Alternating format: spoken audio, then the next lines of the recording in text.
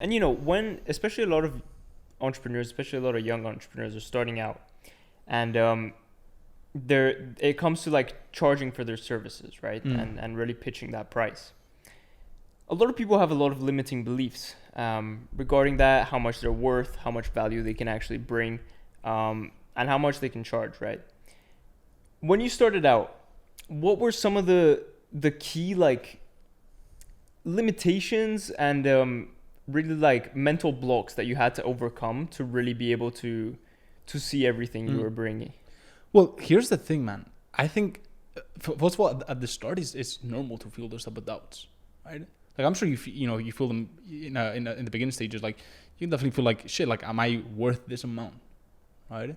Um, the difference with me, and I think one of the things that served me well, is I didn't really care too much about the money at the start, and I think I've carried that mindset throughout. Where for me at the very start, it was just obviously money's important. It gives you the oxygen to breathe, to build your business, but at the start it was just getting as many, for example in this case, as many clients to the door, right?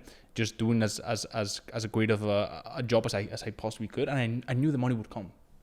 Make sense? Like I think when you start focusing way too much on the money, you forget about your craft and you forget about like doing really good shit and building cool shit. Then once you focus on your craft, the money comes in abundance, right?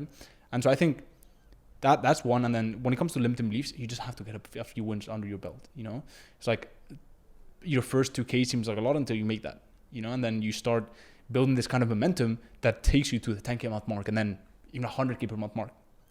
And so understanding that the version of you that's going to hit those figures is not the version of you that you currently are. So you're going to have to overcome a bunch of limiting beliefs, a bunch of, self-identities, and kind of the way you perceive yourself. And the way you do that is just by getting small wins under your belt. It doesn't happen overnight where you just wake up and you're like, you have this money mindset, I just see it like that.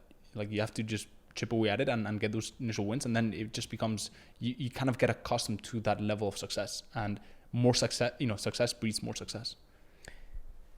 No, yeah. So I mean, picking at that specifically, really like it's not about thinking about the money, it's thinking about the value you're going to be able to bring. Yeah. And honing in on your craft, as you said, right? Really becoming better every day at what you're doing, and knowing that your worth and the money that comes to you will increase through that, right? It's in direct correlation at the end of the day. Like and that's one of the things that we talked about in one of the previous podcasts, is like, as long as you focus on becoming better every single day, and as long as you focus on your growth, like your business is going to grow in proportion to your personal growth, especially at the start, where you're kind of like a solo entrepreneur and you're figuring pretty much everything out yourself. So your income just grows in proportion to your level of personal growth.